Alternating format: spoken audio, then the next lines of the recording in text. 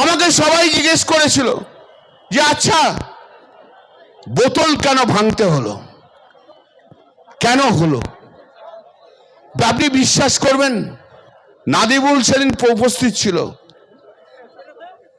কলকাতা হাইকোর্টের একজন প্রাক্তন জজ, যিনি বিজেপি হয়েছেন, কি অকথ্য ভাষায় আমাকে গালাগাল দিয়েছিল আপনারা ভাবতে পারবেন না। সেই ভাষার কথা আমি আপনাদের কাছে বলতে পারবো না। আমার মাকে নিয়ে, আমার বাবাকে নিয়ে, আমার স্ত্রীকে নিয়ে যে নোংরা ভাষা এই অভিজিৎ গঙ্গোপাধ্যায় ব্যবহার করেছিল আপনারা ভাবতে পারবেন না। দাঁড়িয়ে দাঁড়িয়ে ভাবছিলাম এই লোকটা কি করে কলকাতা হাইকোর্টের জজ হয়, এই রকম একটা নোংরা লোক কি করে কলকাতা হাইকোর্টের জজ হয়েছিল, কার আশীর্বাদ তার মাথায় ছিল যে যার জন্য কলকাতা হাইকোর্টের জজ হয়েছিল। আমার দিকে তেড়ে এসেছিল মারবার জন্য নাদিম ইজ ওয়াজ প্রেজেন্ট। আমি এতটাই ক্ষিপ্ত হয়ে গেছিলাম যে বোতলটা আমার হাতে ছিল সেটাকে টেবিলের মধ্যে ভেঙেছিলাম, তার থেকেই আমার ইনজুরি। তারপর বোতল আমার হাত দিয়ে গলে গেছে, ধরতে পারিনি, প্রচুর রক্ত বেরোচ্ছে। দুঃখ কি জানেন, অত বড় আঘাত পেলাম, রক্তর বন্যা বইছে। আমি নিচে অ্যানেক্সির বিল্ডিং এ হসপিটালে গেছি, চেয়ারম্যান সহ বিজেপির কেউ আমাকে দেখতেও আসেনি। তখন কি হলো কল্যাণজি, ভাবুন, এই ওদের অ্যাপ্রোচ, এই ওদের অ্যাপ্রোচ। গালাগাল অনেক শুনেছি, এই ওয়াকফ বিল প্রতিবাদ করতে যে আমি এত গালাগাল শুনেছি, এত গালাগাল শুনেছি, এত সমালোচনা শুনেছি, সে দলের বাইরে হোক আর দলের দু একজন তার মধ্যে থেকেই হোক না কেন, আমি তাতে এতটুকু আমি চিন্তিত নই।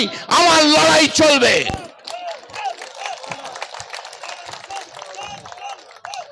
हम तो पहले ही बोल दिया जितना खून निकालना है निकल जाएंगे, लेकिन मेरा जंग, मेरा पार्टी का जंग, मेरा दीदी का जंग कम्युनल फोर्स,